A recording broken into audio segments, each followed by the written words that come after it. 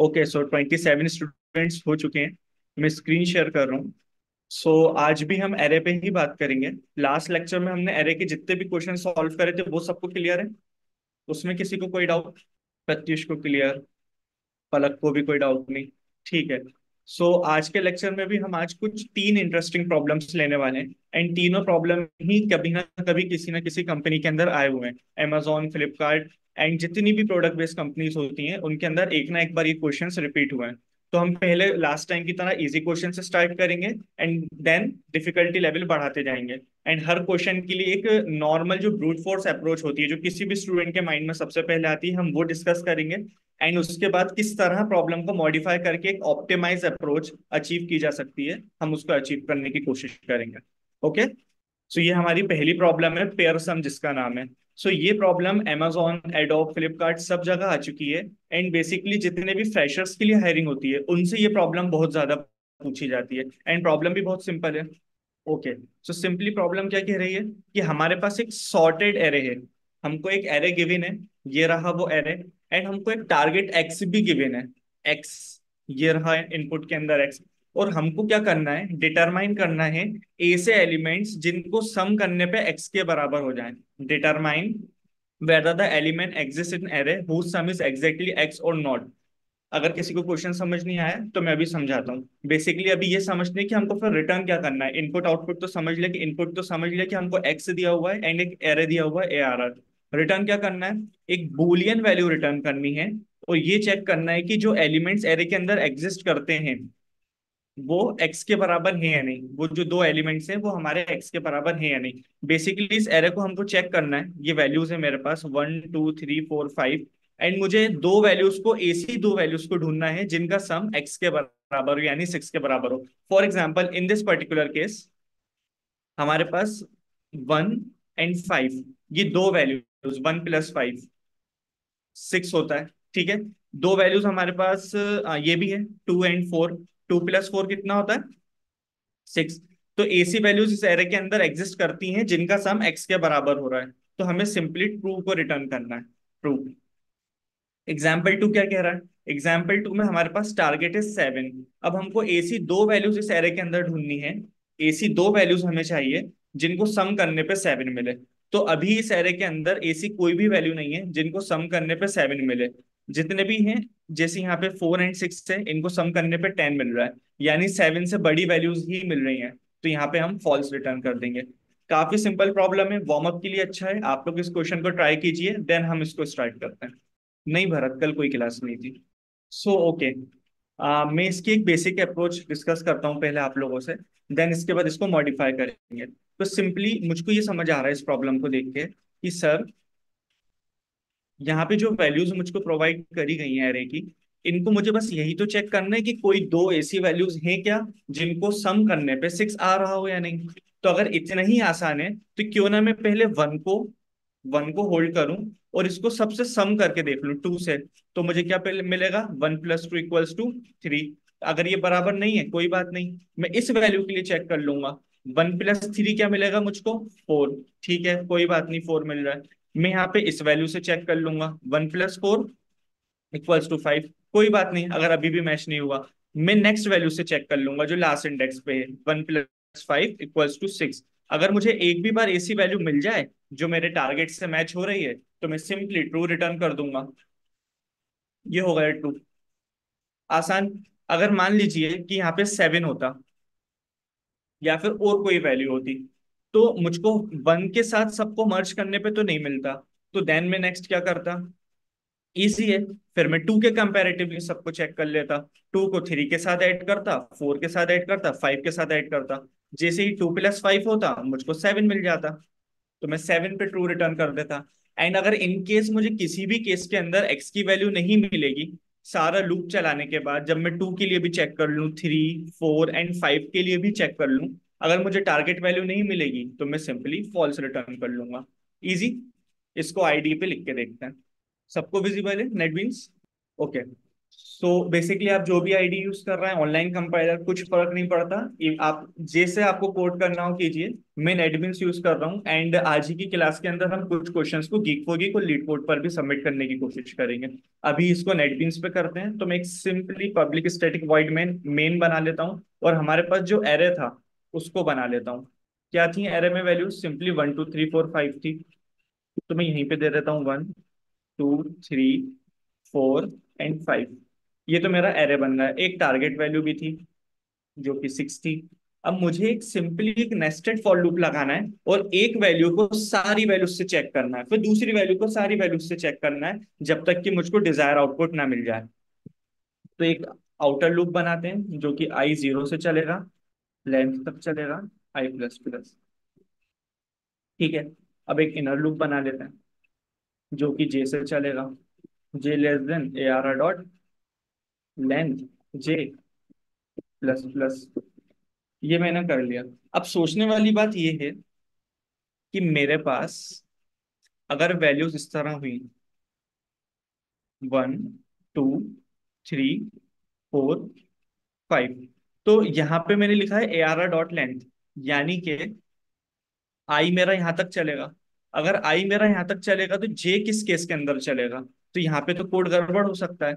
तो जब भी ऐसा सिनेरियो आए जहां आपको नेस्टेड लूप लगाना है और आई के बेसिस पे जे को रन करना है, तो जे को हमेशा आई से आगे से स्टार्ट करें, यानी कि जे की वैल्यू हमेशा होना चाहिए I+1। पहला पॉइंट। तो अब यहाँ पे अगर मेरा आई, सपोज मान लीजिए मैं चेक कर रहा हूँ 3 के लिए, कि 3 के लिए क्या सम बन सकता है, तो मैं 4 और 5 को चेक करूंगा, यानी कि 4 पे और 5 पे जे चलेगा जब भी आई मेरा 3 पे होगा। तो 4 से अगर मुझे स्टार्ट करना है तो मैं सिंपली I+1 लिख दूंगा। तो यहाँ पे तो मैंने I+1 लिख दिया। अब नाउ अनदर केसेस 1 2 3 4। अगर आई मेरा चलते चलते लास्ट डिजिट पे आ गया, तो जे मेरा कहाँ पे जाएगा? क्योंकि यहाँ तो I+1 लिखा है और इसके आगे कोई वैल्यू नहीं है। तो इसलिए मैं आई को बिल्कुल लास्ट तक नहीं चलाऊंगा। अगर लास्ट वैल्यू मेरे पास यहाँ 4 है जो कि थर्ड इंडेक्स पे है, तो मैं आई को एक स्टेप पहले तक चलाऊंगा, यानी कि 3 तक। यानी कि मैं इसको लेंथ -1 कर दूंगा, लेंथ -1। अगर लेंथ -1 तक चलेगा, इवन मैं कहूं अगर लेस देन लेंथ -1 तक, तो आई मेरा 3 पे रुक जाएगा, जे 4 को चेक कर लेगा, एंड लूप मेरा एंड हो जाएगा। मेरे कहने का क्या मतलब है, मैं इसको यहाँ कोड करके बताता हूँ। अगर मैं यहाँ लेंथ -1 रख दूंगा, लेस देन लेंथ -1, तो मेरी जो आई की वैल्यू है वो एक स्टेप पहले, यानी कि अगर 1 2 3 4 वैल्यूज मेरे पास है तो 3 पे ही रुक जाएगा। एंड जे को तो मैं एंड तक चलने दूंगा क्योंकि मुझे सारी वैल्यूज के लिए चेक करना है। और अंदर आके मैं सिंपली क्या चेक करूंगा, एक सम वेरिएबल बना लेता हूँ, और मैं इसमें सिंपली कहूंगा कि जो मेरा ARR आई है प्लस ARR जे, इनका जो सम है, या इफ लगा देते हैं। अगर ये सम एक्स के बराबर हो गया, यानी कि जो मेरी टारगेट वैल्यू है, अगर उसके बराबर हो गया, तो अपन एक सिंपली फ्लैग भी बना लेते हैं इन वैल्यूज को होल्ड करने के लिए। Boolean flag equals to, initially मैं इसमें फॉल्स डाल रहा हूँ। अगर मुझे पता चल गया कि मेरा सम एक्स के बराबर मुझे मिल गया, तो ये फ्लैग क्या हो जाएगा? ट्रू। बिल्कुल सही। एंड मैं लूप को ब्रेक कर दूंगा। ये मेरा पूरा लूप है। और बाहर आके मैं सिंपली इफ के अंदर चेक कर लूंगा क्या मेरा फ्लैग ट्रू है।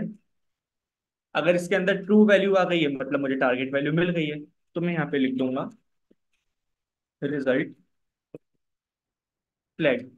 अब फ्लैग मैंने यहाँ क्या लिखा? फ्लैग के अंदर ही ट्रू या फॉल्स है। या अभी कंफ्यूजन हटाने के लिए मैं सिंपली यहाँ ट्रू लिख देता हूँ, फिर इसको अभी मॉडिफाई करते हैं। एल्स, अगर ट्रू नहीं मिला, इसका मतलब पूरा लूप चलने पे कहीं भी एक्स से वैल्यू सम की मैच नहीं करी, तो मैं यहाँ पे सिंपली रिजल्ट फॉल्स लिख देता हूँ। अब इस कोड को हम रन करके देखते हैं। ओके, अभी इसने ट्रू दे दिया। क्यों? क्योंकि मेरी टारगेट वैल्यू 6 है, एंड वी नो कि यहाँ पे अगर 1 है और लास्ट में 5 है, तो कभी ना कभी 1 एंड 5 मिलके इसको 6 देंगे एंड वैल्यू ट्रू हो जाएगी। क्यों ना हम यहाँ ऐसी वैल्यू दें जो कि पॉसिबल ही ना हो, जैसे कि 12। आई थिंक 12 पॉसिबल नहीं है। Let's run it. हमारे कोड ने फॉल्स दे दिया। अब इतना बताइए, इतना सबको समझ आया? Clear everyone? प्रत्युष, रजनीश, पलक, अभिषेक, ठीक है, सबको समझ आया। अब ये ऑप्टिमाइज अप्रोच नहीं है। अगर आप यहाँ ऑब्जर्व करें, तो मैंने एक तो आउटर लूप चलाया, यानी कि हर बार एक वैल्यू को होल्ड करा है, एंड एक इनर लूप चलाया, उस वैल्यू के रिस्पेक्ट में मैंने एरे को फिर से पूरा ट्रैवर्स करा। फिर मैंने दूसरी वैल्यू पकड़ी, पूरे एरे को ट्रैवर्स करा। थर्ड वैल्यू होल्ड करी, पूरे एरे को ट्रैवर्स करा। तो ये एक अच्छी अप्रोच नहीं है। इसके अंदर तो मेरी एन स्क्वायर हो जाएगी कॉम्प्लेक्सिटी, यानी कि नंबर ऑफ एग्जीक्यूशन ज्यादा हो जाएंगे। क्या कोई ऐसी अप्रोच है जहां मैं दो लूप ना लगाऊं, सिंगल लूप के अंदर मेरा टास्क हो जाए? अभी ऊपर पलक ने कहा था two approach, two pointer approach. कोई कर पाएगा इस अप्रोच से? एक बार ट्राई कीजिए आप लोग। पहले इस कोड को रन कीजिए जो मैंने आपको यहाँ पे लिख के बताया है। जिन लोगों से नहीं हुआ था वो इसको ट्राई कीजिए, एंड जो ऑलरेडी ये लॉजिक सोच चुके थे, आप लोग ट्राई कीजिए कि सिंगल लूप के अंदर ये कैसे पॉसिबल है। ठीक है? सिंगल लूप वाला सॉल्यूशन अभी तक जगदीश दे चुके हैं, प्रतीक भी दे चुके हैं, संकेत एक फर्स्ट ले लिया, एक लास्ट ले लिया।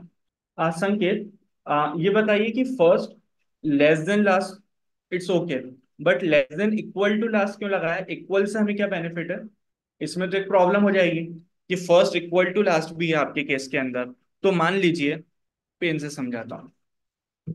आपने लिखा है, जो आपका स्टार्ट है, एस टी लिख रहा हूँ, वो लास्ट से छोटा हो, ये समझ आता है। बट इक्वल्स टू का मतलब है कि जब मेरा स्टार्ट थ्री पे हो और जब मेरा एंड जो है वो भी थ्री पे हो, तब भी लूप चले। तो जब A R R start plus A R R end होगा, तो हमको सॉल्यूशन में थ्री प्लस थ्री सिक्स मिल जाएगा, वो कोड के देगा कि ट्रू।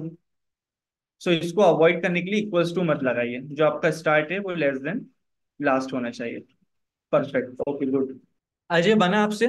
निकिता जैन, सुदीप, अभिषेक, आप लोगों से बना टू पॉइंटर से? ट्राई कीजिए। पहला कोड में थोड़े मॉडिफिकेशन की जरूरत है, सोचिए क्या। So okay, let's start the logic. इसका मॉडिफाइड वर्जन क्या हो सकता है? अभी तक हम लोग दो लूप यूज कर रहे थे, ठीक है? दो लूप के अंदर तो प्रॉब्लम है, ये हमें समझ आ गया। तो इसको सिंगल लूप से कैसे करेंगे? क्यों ना सर, हम इस प्रॉब्लम पे एक चीज पे फोकस करें। इसमें लिखा है सॉर्टेड एरे, यानी कि जो मेरे एरे के अंदर गिवन वैल्यूज हैं ये सॉर्टेड है, यानी कि सारी छोटी वैल्यूज इधर होंगी लेफ्ट साइड, एंड सारी बड़ी वैल्यूज इधर होंगी राइट साइड। तो क्यों ना मैं एक एक वैल्यू यहां से पिक कर लूं, यानी कि मैं दो पॉइंटर बना लूं, स्टार्ट और एंड। स्टार्ट मेरा फर्स्ट वैल्यू को पॉइंट करे, एंड मेरा लास्ट वैल्यू को पॉइंट करे, एंड में इनको सम करके देख लूं, जैसे कि वन प्लस फाइव मुझे सिक्स मिल गया। परफेक्ट, यहाँ तो आसानी से मिल गया। एक दूसरा टेस्ट केस लेके देखते हैं। जैसे कि मेरे पास वैल्यूज हैं one, two, three, four, five, six, और अब है मेरा टारगेट।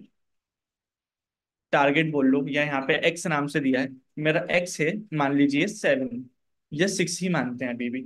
अब मुझसे कहा गया है कि इसमें बिना नेस्टेड लूप लगाए सिंगल लूप से इसमें फाइंड करके बताओ कि टारगेट अवेलेबल है या नहीं। तो अब मैं क्या कर सकता हूँ? मैं एक स्टार्ट बना लेता हूँ। एक वेरिएबल मेरा स्टार्ट होगा, एस नाम से मैं डिनोट कर रहा हूँ। एक वेरिएबल मेरा लेफ्ट होगा या एंड होगा, स्टार्ट का अपोजिट एंड ले लेते हैं, ई से मैं इसको डिनोट कर रहा हूँ। इसको मैं जीरोथ इंडेक्स पे मान लेता हूँ, यानी कि मेरा एस जीरोथ इंडेक्स पे है।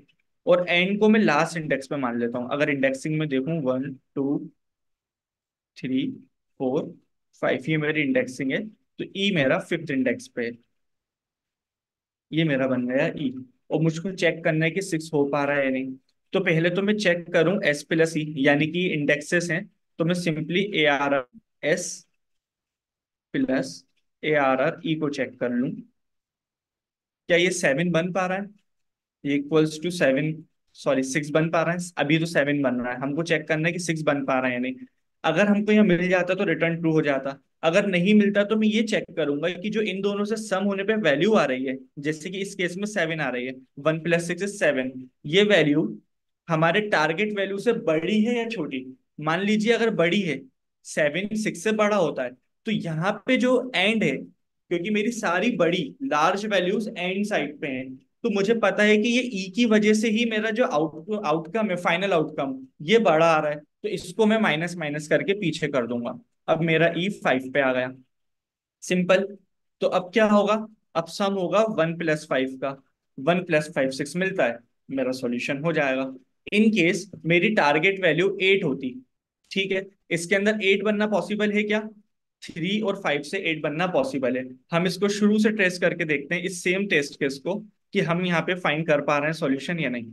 मैं इसको हटा देता हूँ, यहाँ ई को हटा देता हूँ, और यहाँ टारगेट पे से 6 को हटा देता है। अब ट्राई करते हैं कि 8 के लिए मेरा लॉजिक काम कर रहा है या नहीं। ठीक है, तो स्टार्टिंग इंडेक्स इंडेक्स तो अभी भी मेरा एस यहाँ पे है 0 पे, एंड जो है मेरा अभी भी लास्ट पे है, मान लीजिए 5 पे है। ठीक है, अब मैं मेरा जो सम है, मैं सम निकाल निकाल के चेक करूंगा। अभी इनिशियली मान लीजिए मेरा सम 0 है, तो पहले मैं एस के लिए चेक करूंगा और ई के लिए। यहाँ पे सम मुझको क्या मिल रहा है, 7 मिल रहा है। ठीक है, मुझे चाहिए क्या, 8। अब आप ये बताइए कि 7 8 से बड़ा है या छोटा। ऑब्वियसली 7 छोटा है, 8 बड़ा है। तो इसका मतलब गलती किसकी है, स्टार्ट की। काइंड ऑफ सारी छोटी वैल्यूज मेरी यहाँ पे लेफ्ट साइड है, स्टार्ट के पास है। तो मैं क्या करूंगा, स्टार्ट को 0th इंडेक्स से हटा के आगे बढ़ा दूंगा। मेरा स्टार्ट आ गया है 2 पे। अब क्या होगा, यहाँ पे फिर से मैं सम करूंगा। 2 + 6 कितना होता है, 8। ये हो गया मैच, तो मैं ट्रू रिटर्न कर दूंगा। इसका मतलब ये है कि या तो मैं कंपेयर करूं स्टार्ट और एंड की वैल्यू को, अगर वो एक्स के बराबर हो गई तो ट्रू रिटर्न कर दूं, पहला स्टेप। दूसरा, अगर एक्स के बराबर नहीं हुई तो दो बातें होंगी, या तो मेरे सम की वैल्यू एक्स से बड़ी हो गई या छोटी हो गई। अगर एक्स से बड़ी हो गई वैल्यू, तो मैं यहाँ पे ई को यानी एंड को माइनस माइनस करता जाऊंगा, क्योंकि बड़ी वैल्यू से मैं पीछे आता जाऊंगा। लेकिन अगर इन केस मुझे पता चले कि जो मेरे सम की वैल्यू है ये स्मॉल है, ये छोटी है, तो इसका मतलब ये एस की वजह से प्रॉब्लम हो रही है, मैं ज्यादा स्मॉल साइड पे हूँ, तो मैं एस को प्लस प्लस करता जाऊंगा या आगे बढ़ता जाऊंगा, इन वैल्यूज के लिए चेक करता जाऊंगा। इस तरह कभी ना कभी कोई ना कोई एस और ई इंडेक्स ऐसा होगा जिनको सम करने पे मुझको मेरा एक्स यानी कि टारगेट वैल्यू मिल जाएगी। इन केस में पूरा लूप चला लेता हूँ, एस जो है एन से छोटा होना चाहिए, लेकिन एस प्लस प्लस होके एन को क्रॉस कर गया, यानी कि एस बड़ा हो गया और ई छोटा हो गया। ऐसा कोई भी केस मुझे मिलता है तो इसका मतलब मैंने पूरा एरे को सिंगल लूप से ट्रेवर्स कर लिया है, एंड मैं एक्स की वैल्यू को फाइंड नहीं कर पाया हूँ, टारगेट मुझे नहीं मिल पाया। तो मैं लास्ट के अंदर फॉल्स को रिटर्न कर दूंगा। अब इसको आप कोड करने की कोशिश कीजिए। अभी जो मैंने ओरली लॉजिक समझाया यहाँ पे व्हाइट बोर्ड पे, ये आप लोगों को आया समझ। ठीक है, मयंक, संकेत, अंकित, अंशल, इसको एक बार कोड कीजिए आप लोग, फिर मैं करके दिखाता हूँ, नेक्स्ट क्वेश्चन पे जंप करते हैं। ओके, बहुत बढ़िया।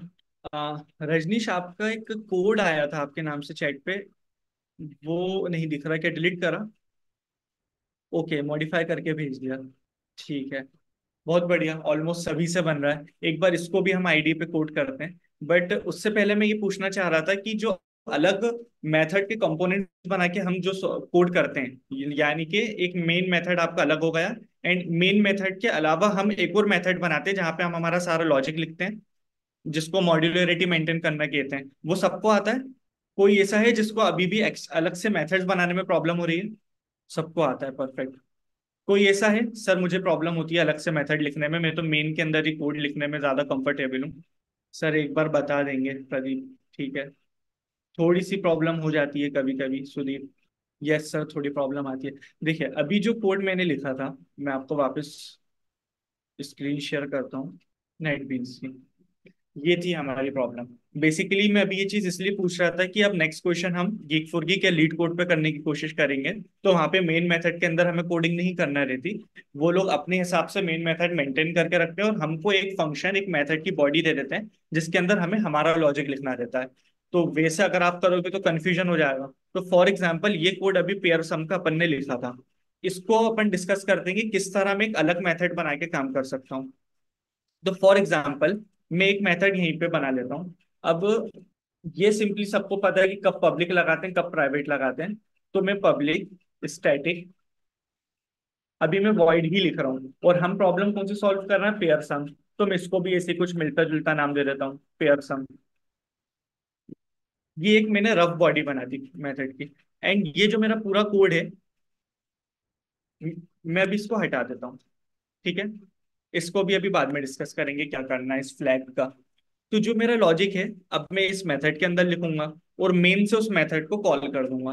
तो मेन के अंदर मैंने अपना एक एरे बना लिया जिसको मैंने ARR नाम दिया है। एंड यहाँ पे एक मेरी टारगेट वैल्यू यानी एक्स हैगा, जो कि मुझे अचीव करना है, ढूंढ के देखना है कि एरे के अंदर है या नहीं। ठीक है, तो मैं इस मेथड को यहाँ से कॉल कर सकता हूँ।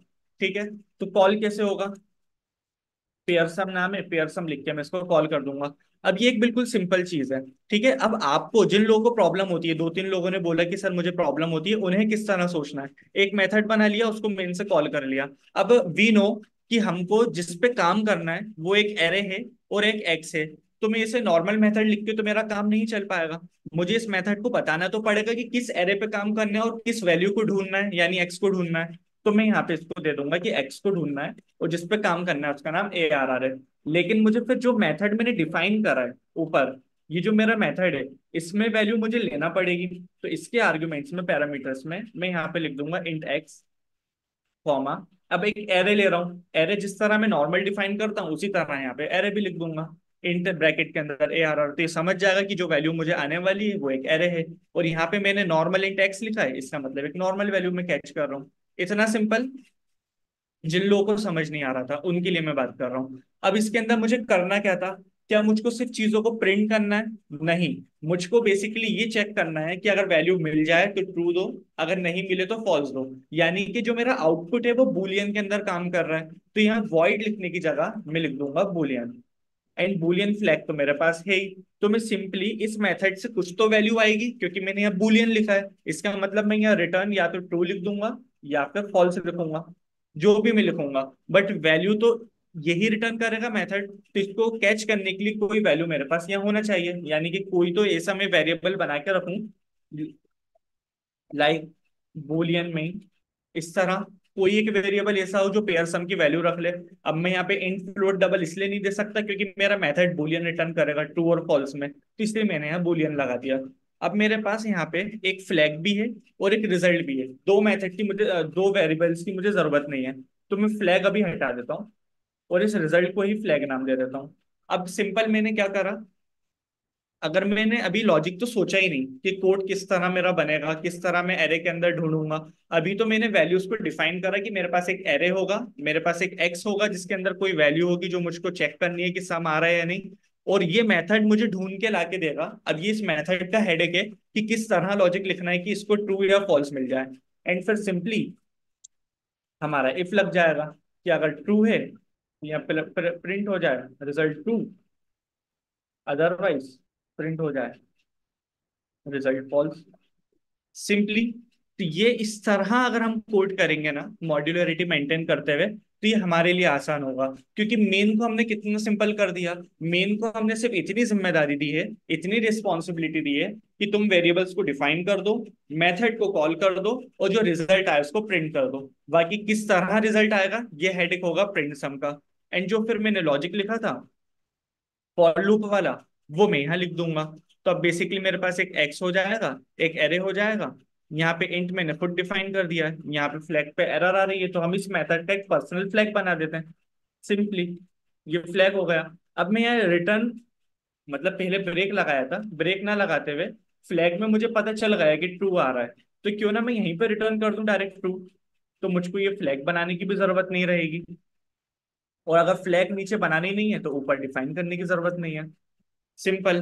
अब ये लूप मेरा चलेगा, कहीं ना कहीं ये F if sum equals to X true होगा एंड मेरा रिटर्न ट्रू हो जाएगा। एंड मान लीजिए कि पूरा लूप कभी नहीं चलता तो लास्ट में फॉल्स रिटर्न हो जाएगा। अब जिनको डाउट था बताइए, समझ आया क्या करा मैंने?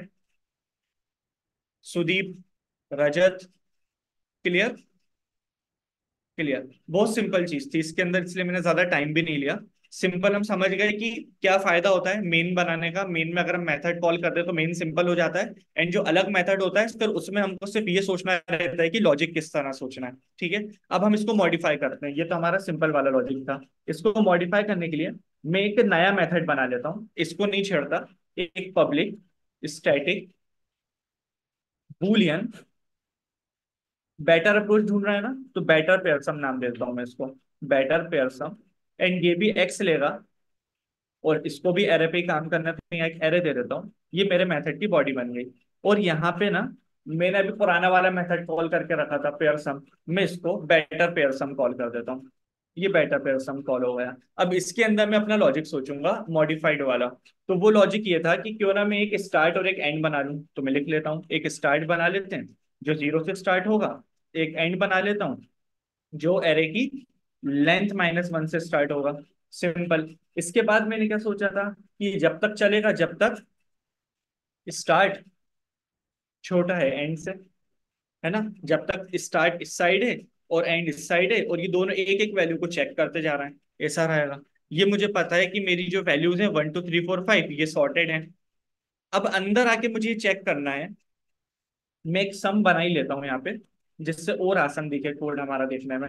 सम के अंदर मैं क्या करूंगा, array start plus ARR and, यानी कि जो मेरा स्टार्ट जिस इंडेक्स को पॉइंट कर रहा है उसमें जो वैल्यू है, एंड जिस इंडेक्स को पॉइंट कर रहा है उसमें जो वैल्यू है, इनका सम करके मैंने सम नाम के वेरिएबल को दे दिया कि तुम इसको अभी होल्ड करो। और फिर नीचे आके मैंने चेक करा क्या सम बराबर है एक्स के। अगर सम एक्स के बराबर हुआ तो सिंपली रिटर्न ट्रू करो, हम टेंशन फ्री, है ना। अगर बराबर हो गया तो फिर आगे लॉजिक सोच ही नहीं रहा, ट्रू कर देते हैं। लेकिन इन केस एक्स के अगर बराबर नहीं होता तो दो ही केस हो सकते हैं। पहला केस तो हो सकता है कि जो सम के अंदर वैल्यू है वो छोटी हो एक्स के कंपैरेटिवली। अगर सम के अंदर वैल्यू छोटी है तो जो स्टार्ट है, जो छोटी वैल्यू उसको पॉइंट कर रहा है, हम उसको एक स्टेप आगे बढ़ा देंगे कि भाई थोड़ी बड़ी वैल्यू को पॉइंट कर दो। तो मैं क्या करूंगा, जो मेरा स्टार्ट है उसको मैं आगे बढ़ा दूंगा थोड़ा सा। लेकिन ये भी तो हो सकता है कि सम की वैल्यू छोटी हो ही ना, एक्स से बड़ी हो। यानी एक्स अगर कह रहा है कि 6 ढूंढ के बताओ, 6 ढूंढ के बताओ, तो जो मेरी सम के अंदर वैल्यू वो 8 हो, यानी ज्यादा बड़ी आ रही हो। तो मैं क्या करूंगा, स्टार्ट जहां पे है उसको वही रहने दूंगा, एंड से कहूंगा तुम थोड़ा पीछे आ जाओ, तुम शायद ज्यादा बड़ी ज्यादा लार्ज वैल्यू को पॉइंट कर रहे हो। तो एंड को माइनस माइनस कर देंगे तो एंड पीछे आ जाएगा। सिंपल। अब ये मेरा पूरा लूप चलेगा। अब ये लूप पूरे एरे को ट्रेवर्स करेगा, अगर वैल्यू मिल गई तो सम तो सिंपली ट्रू रिटर्न कर देगा। वैल्यू नहीं मिली तो बाहर में फॉल्स लगा देता हूँ कि अगर पूरा लूप चल गया वैल्यू नहीं मिली तो फॉल्स रिटर्न हो जाए। Let's run this code. यहाँ पे अभी मैं सिंपली 6 ही लिखता हूँ। मुझको ट्रू मिल गया क्योंकि एरे के अंदर 6 का सम है। अब वापस इस वैल्यू को चेंज करते हैं, 12 लिख के देखते हैं। दिस टाइम मुझको फॉल्स मिल गया। अब बताइए किसी को कोई डाउट। प्रत्युष को क्लियर, प्रत्युष को सब समझ आ रहा है। नो सर क्लियर, मुझे लगा कुछ क्लियर नहीं है। No sir. What if this array is not given sorted, पुरानी अप्रोच लगा देना जो नेस्टेड लूप की लगाई थी। अगर वो अप्रोच से अगर लगे कि एन स्क्वायर जा रहा है तो एक सॉर्ट नाम का हमारे पास मेथड होता है, उसको लगा देना। वो एन लॉग इन की कॉम्प्लेक्सिटी एन स्क्वायर से तो बेटर ही होती है उसकी कॉम्प्लेक्सिटी। मैं अभी कॉम्प्लेक्सिटी की डेप्थ में इसलिए नहीं जा रहा क्योंकि क्लासेस के अंदर वो कॉन्सेप्ट आपने नहीं पढ़ा है। जब आप वो पढ़ लेंगे उस वक्त प्रोबेबली हम इंग्लिश के आसपास क्वेश्चन सॉल्व कर रहे होंगे, लीड कोड पे या GFG पे। तो तब मैं आपको कॉम्प्लेक्सिटी भी समझाता जाऊंगा। गगन क्लियर, रजनीश क्लियर। कोई ऐसा है जिसको क्लियर ना हो तो उसको स्पेशली मैं समझा दूं, वरना नेक्स्ट क्वेश्चन पे जंप करते हैं। Is there anyone. आयुष को भी क्लियर। हेजिटेट मत होना इनकेस किसी को कोई भी डाउट हो, ठीक है। ओके। तो वापस स्लाइड पे आ जाते हैं एंड देखते हैं नेक्स्ट क्वेश्चन क्या है। अच्छा हाँ, नेक्स्ट क्वेश्चन से पहले एक होमवर्क लेते हुए जाइए आप लोग। अभी तक सर कोड बता दीजिए एक बार। आयुष कोड की ट्रेसिंग चाहिए या सिर्फ स्क्रीन शेयर कर दूं, आपको फोटो लेना है। स्क्रीन शेयर कर दूं। लीजिए मैं इसको हाईलाइट कर देता हूँ। ये वो लॉजिक था जो हमने बेटर अप्रोच के लिए लिखा था। जब तक आयुष इसका फोटो क्लिक कर रहे हैं, थोड़ा वार्तालाप हो जाए। 51 स्टूडेंट्स हैं अभी, ठीक है। ज्यादातर 7 सेम के थे लास्ट टाइम जितना मुझे ध्यान है कन्वर्सेशन। सो अभी आप लोग ऑन कैंपस ही ट्राई कर रहे हैं या ऑफ कैंपस भी ट्राई कर रहे हैं। On campus.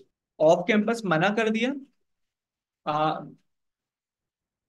पलक समझा नहीं मैं। एक्सेंचर आ रही है कॉलेज में, करिए preparation. Accenture but I think 6 same या 7 सेम के लिए आ रही है। ठीक है 7 के लिए आ रही है, ओके। ब्लैक लिस्ट कर देंगे ऐसा कहा है। बट उनको कैसे पता चलेगा ऑफ कैंपस आपने अप्लाई कर रहा है या नहीं। Just a minute participants. Palak, Palak unmute कीजिए। Good morning sir. Hi good morning Palak. Yes sir. Sir वो ऐसा है कि कॉलेज ने बोला है कि आप हम्म। ऑफ कैंपस अप्लाई मत करना। इन केस हमें पता पड़ता है तो हम आपको ब्लैक लिस्ट कर देंगे एंड उन डिग्री एंड नहीं देंगे। और ये सब उन्हें थ्रेटनिंग्स तो दी हैं, तो रिस्क अभी कोई लेना नहीं चाह रहा है, बात यह है। कौन सा कॉलेज है। LNC का। हम्म। देखिए बेसिकली होता क्या है ना, for example Accenture I off campus, आपने हम्म। अप्लाई कर दिया, एंड इन केस किसी वजह से नहीं हो पाया ऑफ कैंपस, क्योंकि कंपैरेटिवली डिफिकल्ट होता है ऑन कैंपस के, राइट। हम्म। ऑफ कैंपस किसी वजह से एक्सेंचर में एलएनसीटी के स्टूडेंट का नहीं हो पाया, और जब वो ऑन कैंपस आई तो एक्सेंचर उसको बैठने नहीं देगी। द रीजन इज एक्सेंचर के अंदर भी पॉलिसी होती है कूलिंग पीरियड का, कि 3 मंथ और 6 मंथ तक आप अप्लाई नहीं कर सकते, करेक्ट। यस। हाँ, तो इस तरह कॉलेज को पता चल जाएगा कि आपने ऑफ कैंपस अप्लाई करा है। तो वो कंपनीज को आप टारगेट करो जो एलएनसीटी के अंदर आती ही नहीं है। एलएनसीटी का भी सोचना सही है, अगर कोई कंपनी वो ऑन कैंपस लेके आ रहा है, इसका मतलब उसमें अप्लाई करते वक्त अपॉर्चुनिटी ज्यादा होगी सिलेक्ट होने की। अगर हम्म। कोई पहले से ऑफ कैंपस सिलेक्ट हो जाएगा, सिलेक्ट हो गया तो अच्छी बात है, नहीं हो पाया तो ऑन सर, कैंपस गेट पाएगा। हम्म। डिस्क्लोज नहीं कर रहे हैं कौन सी कंपनीज आने वाली है, कौन सी नहीं आने वाली हैं? पास्ट रिकॉर्ड से उठाओ, जनरली सेम ही तो रहती है हर साल। नहीं नहीं है, पिछली बार डच बैंक आई थी, इस बार डच बैंक नहीं। ओके, तो ठीक है सब फिर तो। रीजन से थोड़ा हम्म। होल्ड करना पड़ रहा है कि बाहर अभी नहीं जाए, ऑन कैंपस ही ट्राई कर रहे हैं सब। ठीक है, तो ऑन कैंपस कंपनीज आ रही हैं, मतलब फिलहाल अच्छी तो क्वांटिटी है। दो आई हैं, कार वाले आई थे और क्वांटिफाई आई है, एसेंचर और कॉग्निजेंट आने वाली हैं।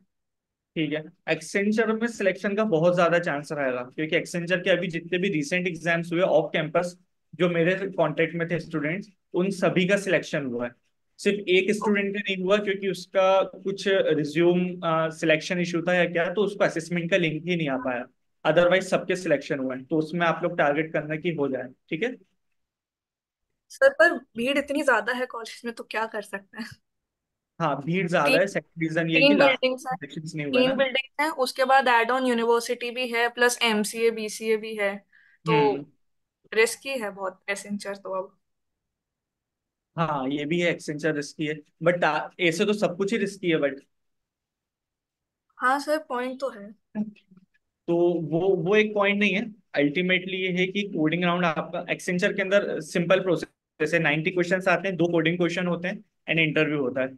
एंड अभी रिसेंटली, अब मैं श्योर नहीं हूँ, बट मैंने सुना है कि पहले एक्सेंचर क्या करते थे, इंटरव्यू के बेसिस पर, अगर इंटरव्यू तक कोई पहुंच गया तो इंटरव्यू के बेसिस पर डिसाइड करते थे क्वालिफाई करना है या नहीं। अब ऐसा होगा कि इंटरव्यू तक कोई स्टूडेंट पहुंच रहा है तो जो पुराने स्टेप हुए, यानी राउंड 1 एंड 2, उन सब का टोटल आउटकम वो देखते हैं कि टोटल ओके। परफॉर्मेंस क्या है, एंड उसके बेसिस पर सिलेक्शन। ये अभी रिसेंटली मुझे एक स्टूडेंट ने बताया, मैं श्योर नहीं हूँ। अगर ऐसा है तो ट्राई कीजिए कि स्टार्टिंग से ही जितने भी राउंड देना है उसमें इतना अच्छा परफॉर्मेंस हो जाए कि बाद में जो भीड़ है उसके कंपेरेटिवली आपका सिलेक्शन हो। Okay got the sir. Point. Yes sir, हाँ। और सर एक but- चीज थी, मेरे को ये क्लियर क्लियर चाहिए, मतलब कि हम्म। मैंने सुना है एसेंचर सेलेक्ट कर लेती है फिर ऑफर लेटर नहीं देती है, और फिर कॉलेज में ऐसा पॉलिसी है कि एक बार तुम सेलेक्ट हो जाओ तो फिर अप्लाई नहीं कर सकते हो फर्दर कहीं भी। ओके, एक्सेंचर में ऐसा तो नहीं है कि सिलेक्ट कर दिया ऑफर लेटर नहीं आया, लेकिन ये केसेस होते हैं कि सिलेक्ट करने के बाद ऑफर लेटर बहुत लेट आता है।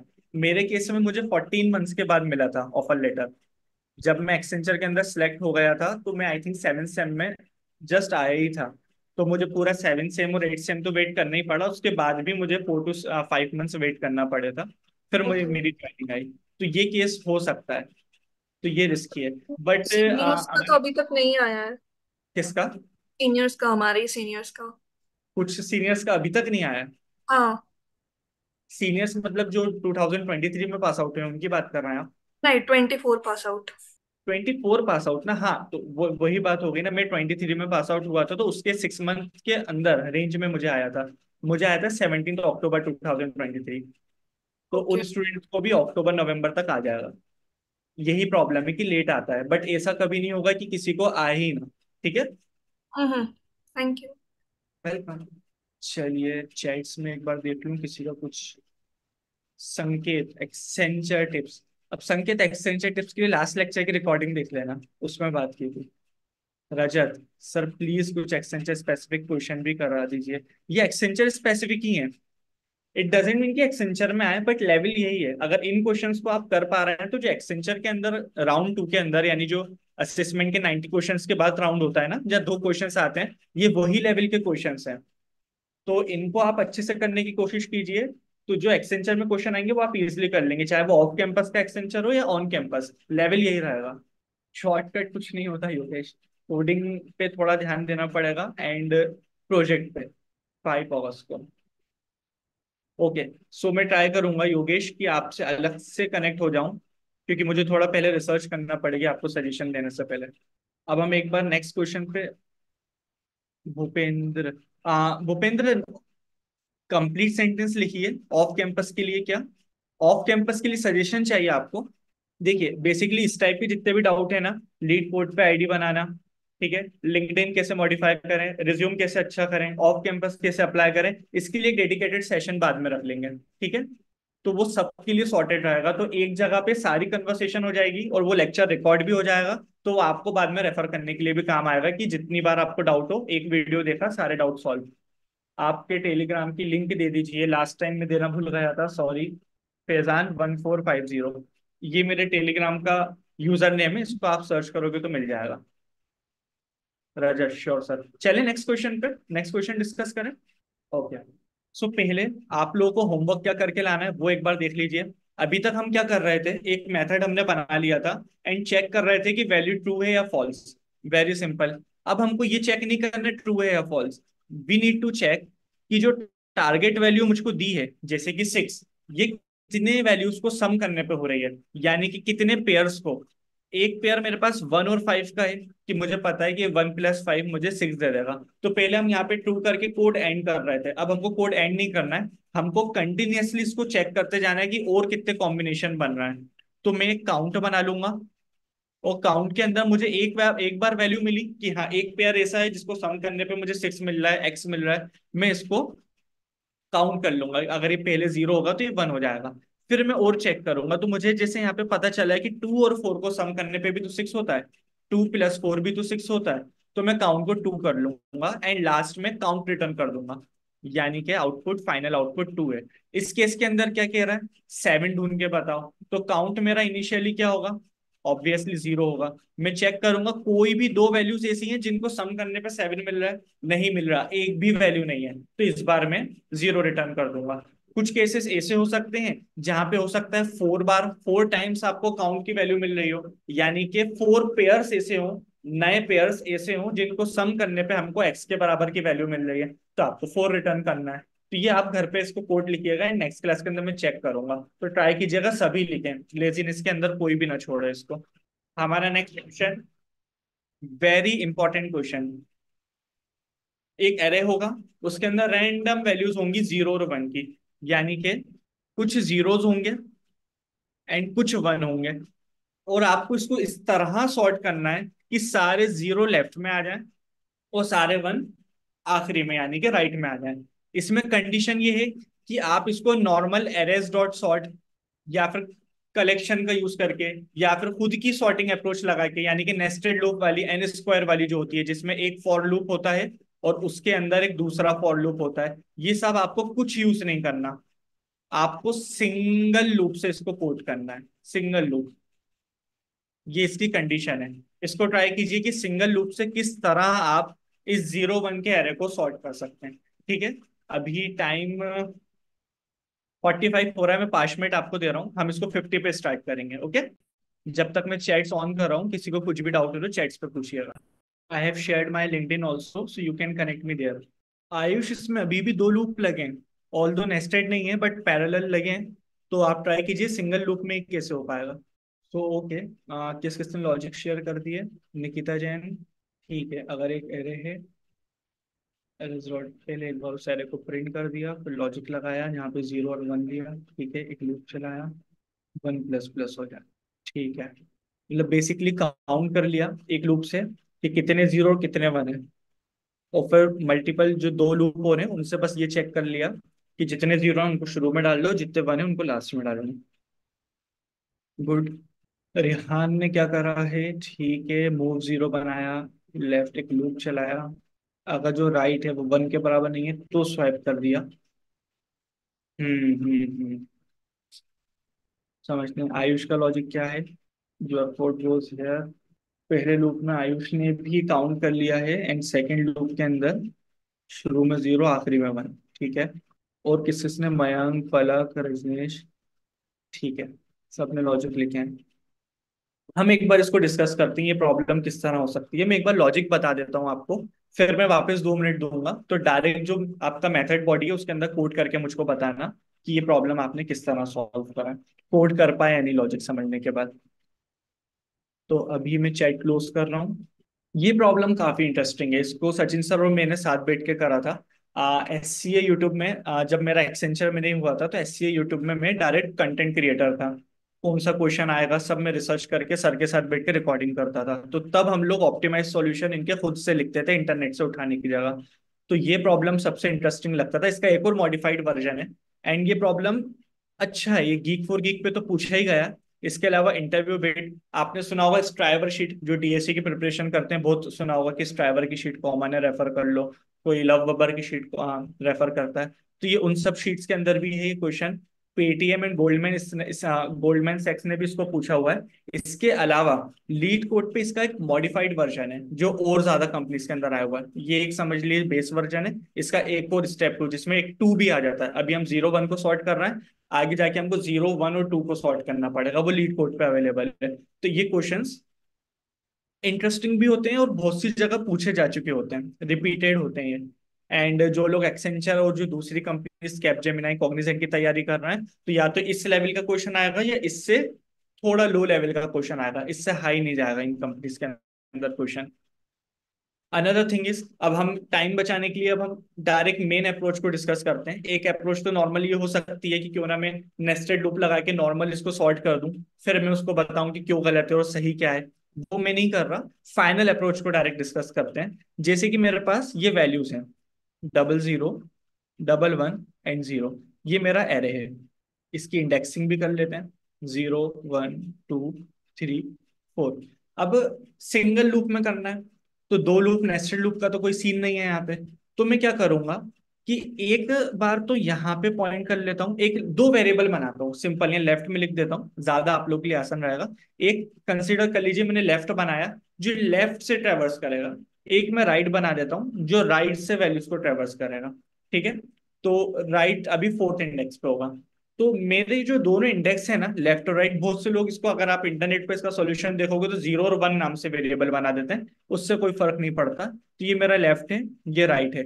तो यहाँ पे जो अप्रोच मेरे माइंड के अंदर आ रही है ना, जो इंट्यूशन आ रहा है कि इस क्वेश्चन को कैसे सॉल्व कर सकते हैं, ये वो है कि यहाँ पे ना क्वेश्चन में कंफ्यूज करने की बहुत कोशिश की जाती है कि आपको 0 और 1 को सॉर्ट करना है। तो स्टूडेंट्स जनरली ये सोचने में लग जाते हैं कि किस तरह जीरोस को लेफ्ट साइड लाया जाए और वंस को राइट साइड लाया जाए। हम इतना कंफ्यूज नहीं होंगे।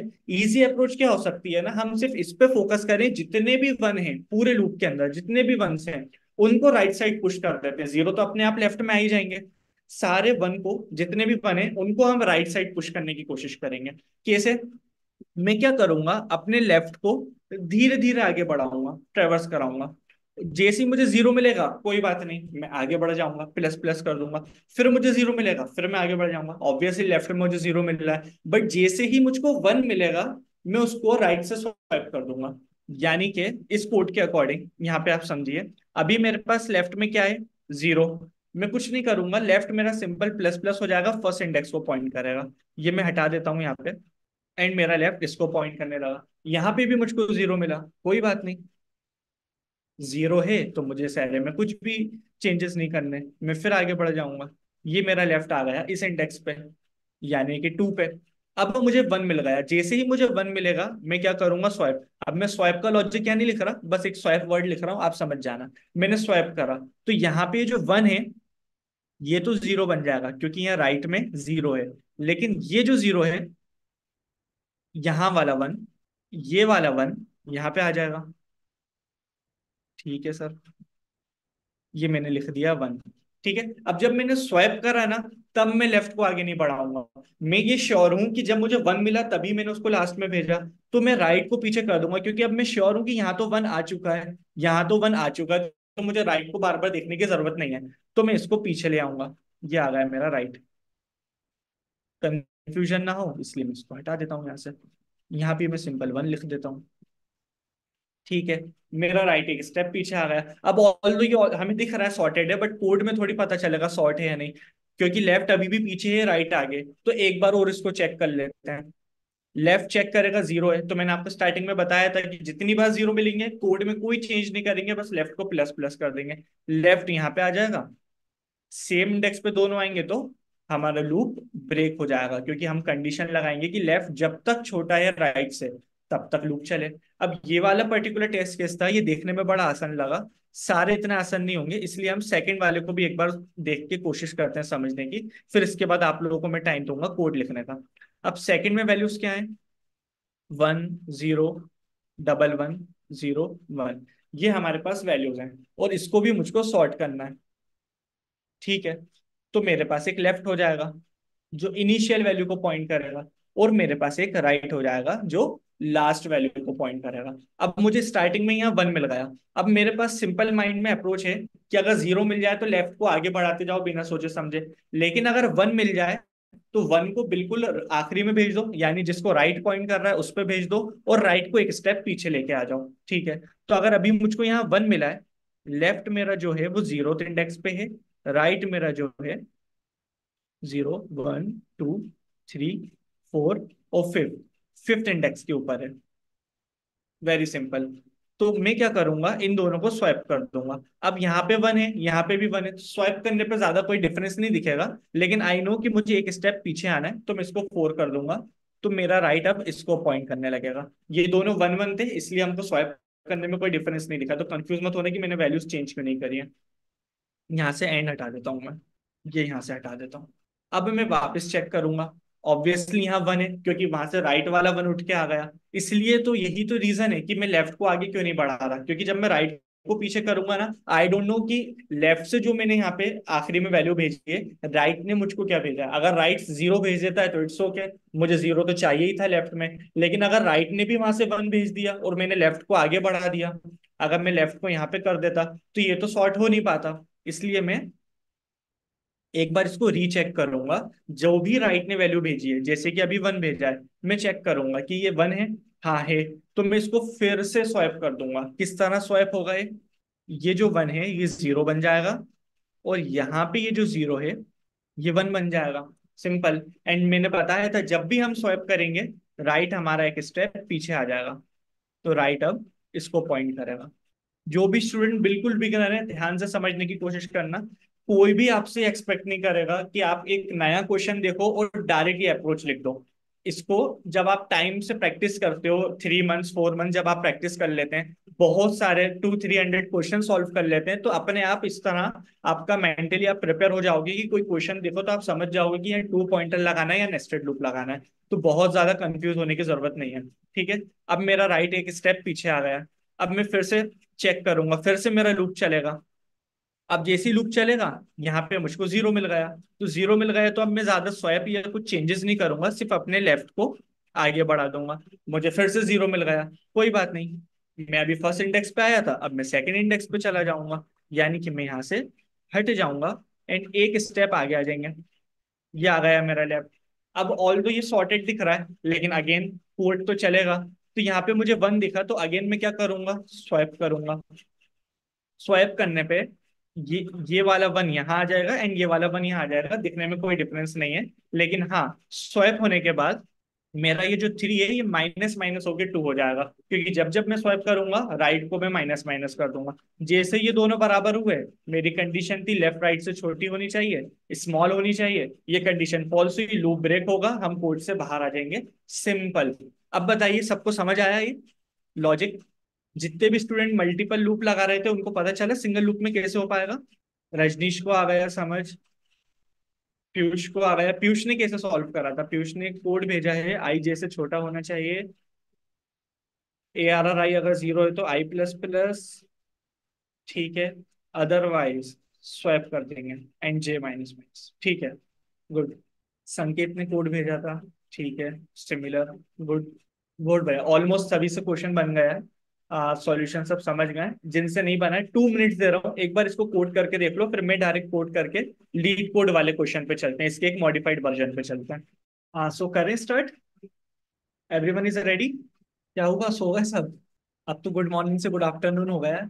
ओके, सो बेसिकली मैंने यहाँ पे एक ऑलरेडी मेथड बॉडी बना ली है। जिन लोगों को कन्फ्यूजन हो रहा था एक बार रिवाइज कर लो। यहाँ पे मेरे पास एक मेन है, पेन का कलर चेंज कर देता हूँ जिससे ज्यादा विजिबल रहे। रेड, हाँ ये दिख रहा है। एक मेन बॉडी बना ली है जहाँ पे मैंने क्या करा है, एक अपना एरे बना लिया जिस एरे पे मुझको काम करना है। यहाँ पे मैंने मेथड कॉल कर लिया। अच्छा, अब एरे के अंदर मैं चेंजेस कर रहा हूँ ना, तो मुझे यहाँ ट्रू फॉल्स इंट फ्लोट कुछ रिटर्न थोड़ी करना। तो इसलिए मैंने मेथड के यहाँ पे रिटर्न टाइप में वॉइड कर दिया, और यहाँ पे मैं कोई वेरिएबल ना लगा के कुछ वैल्यू कैच नहीं कर रहा। सिंपली मेथड कॉल करके एरे के अंदर चेंजेस करेगा ये वाला मेथड मेरा, एंड मैं इसको प्रिंट कर दूंगा। अब प्रिंट करने के लिए अभी तक आप लोगों ने डायरेक्ट लूप चलाया होगा कि एक हम ई फॉर ईच चला देते हैं या एक नॉर्मल लूप हम रन करते हैं और वैल्यूज को प्रिंट कर देते हैं वन बाय वन। उससे बेटर हमारे पास एक अप्रोच और होती है, वो है एरेज डॉट टू स्ट्रिंग की। एरेज हम आपको पता है कि हमारे पास एक पहले से क्लास होती है, तो इसके पास एक मेथड होता है जिसका टू स्ट्रिंग नाम होता है। और यहाँ पे ब्रैकेट में, यानी कि as a value, as a argument, आप इसको अगर कोई एरे पास कर दो, कोई भी एरे पास कर दो, जैसे हमारे केस में ARR नाम है एरे का, तो ये उसको प्रिंट कर देता है नॉर्मल। अभी मैं जब कोड लिख के इसको रन करके बताऊंगा तो आपको दिखाऊंगा कि किस तरह ये प्रिंट करता है। बट आप ये समझ जाइए कि पूरा लूप, पूरी वैल्यूज एक लूप चला के प्रिंट करने की जगह हम इसका यूज कर सकते हैं। अब अच्छा, एरेज जो है ये हम अलग से यूज कर रहे हैं, तो ये आता है हमारे पास यूटिलिटी क्लास से, यूटिलिटी पैकेज से। तो हम इंपोर्ट कर लेंगे इसको, और इसके थ्रू हमने एरेस को इंपोर्ट कर लिया। आप चाहो तो, बहुत से स्टूडेंट ऐसे होते हैं जिनको याद नहीं रहता कि एरेस के अंदर था या कलेक्शन के अंदर था या किसके अंदर था जो मेथड में यूज कर रहा हूँ, तो सिंपली स्टार लगा दो। जितनी भी फाइल्स हैं, जितने भी पैकेजेस हैं, सब इंपोर्ट हो जाएंगे। और अगर याद है, जैसे मैंने एरेस लगाया, आप एरेस लगा दीजिए, सिंपल। अब हम हमारा कोड लिखते हैं। अब मेरे पास एक एरे आ चुका है। नीचे क्या लोड हो रहा है, कुछ नहीं, ठीक है। एक एरे आ चुका है, मुझे इसमें टू पॉइंटर्स इसको सॉर्ट करना है। तो क्यों ना मैं एक स्टार्ट ले लूं, या मैंने आपको समझाते वक्त लेफ्ट राइट वर्ड का यूज करा था, तो मैं वही वोकेबलरी यहाँ ले लेता हूँ। एक लेफ्ट ले लिया जो बिल्कुल शुरू से जीरो से चलेगा, एक राइट ले लिया जो बिल्कुल एंड से, यानी ARR डॉट लेंथ -1 बिल्कुल आखिरी से चलेगा। और मैं क्या करूँ, एक वाइल चला लेता हूँ। एंड वाइल में जब तक लेफ्ट छोटा है राइट से, मैं अपने लूप को कंटिन्यू चलाता रहूंगा, ठीक है। एंड इसके अंदर आके मुझे क्या करना है, मुझे सिंपली ये चेक करना है इफ जो मेरा एरे है, लेफ्ट जिसको पॉइंट कर रहा है, एरे की वो वैल्यू जिसको लेफ्ट पॉइंट कर रहा है, क्या वो वन है। अगर वो वन है तो मुझे क्या करना चाहिए, मेरा लॉजिक ये था कि पूरे एरे में जितने भी वन है उनको लास्ट में पुश कर दो, राइट साइड धका दो उन सबको। तो मैं वही करूंगा। मुझे पता चल गया कि लेफ्ट साइड कोई वन है, मैं इस वन को होल्ड करूंगा, यानी मुझे यहाँ पता चल गया कि ARR लेफ्ट के अंदर वन है, इफ की मदद से। तो मैं इस एरे के अंदर आऊंगा और मैं इसको स्वैप कर दूंगा। किससे स्वैप करूंगा, इन 10 ARR राइट से। ARR राइट की वैल्यू मैंने टेंथ में रख ली, उसके अंदर जीरो भी हो सकता है, वन भी हो सकता है, मुझको नहीं पता राइट में क्या है। मुझे ये पता है कि लेफ्ट के अंदर वन है, मुझे ये नहीं पता राइट में क्या है। तो मैंने वो राइट की वैल्यू टेंथ में रख ली कि अभी जो भी है जीरो या वन, वो टेंथ के अंदर सेफ रहे, और ARR राइट में मेरा लेफ्ट चला जाए, यानी कि वन चला जाए। और ARR लेफ्ट जो था मेरा, जिसके अंदर से उठा के मैंने वन को आखिरी में भेजा है, उसमें 10 की वैल्यू या तो जीरो होगा या वन होगा, जो भी राइट की तरफ से आया होगा वो लेफ्ट में चला जाएगा। ये सिंपल सॉर्ट कर दिया। अच्छा, सॉर्ट करने के बाद, सॉरी सॉर्ट नहीं, स्वैप, स्वैप कर दिया। स्वैप करने के बाद मैंने ये वो डिस्कस करा था कि जब भी मैं स्वैप कर दूंगा, मैं श्योर हो जाऊंगा कि आखिरी में राइट साइड वन चला गया। वो वन चला गया है तो राइट का जो पॉइंटर है उसको उसी इंडेक्स पे रुकने की कोई जरूरत नहीं, वो एक स्टेप पीछे आ सकता है, यानी कि राइट जो है माइनस माइनस हो सकता है, एक स्टेप पीछे आ गया।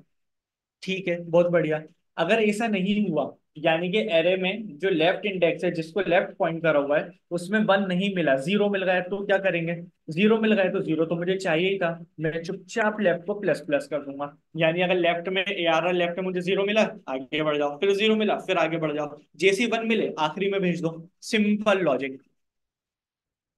इसको रन करके देखते हैं। ये देखिए, ये कुछ अलग स्टाइल में प्रिंट हुआ। यहाँ पे ब्रैकेट भी आ गए आगे पीछे, बीच में कॉमर्स भी आ गए। जनरली जो लूप हम लगाते हैं उसमें नॉर्मली स्पेस के साथ वैल्यूज प्रिंट हो जाती हैं। तो ये टू स्ट्रिंग लगाने की वजह से हुआ। जो एरेस के पास टू स्ट्रिंग नाम का मेथड है, ये इसको इस तरह एक ब्रैकेट में कॉमर्स के साथ एरेस की सारी वैल्यूज को प्रिंट कर देता है। तो हमारा यहाँ सॉर्ट हो गया। इसमें किसी को कोई डाउट, चैट में खोला हूँ, बताइए।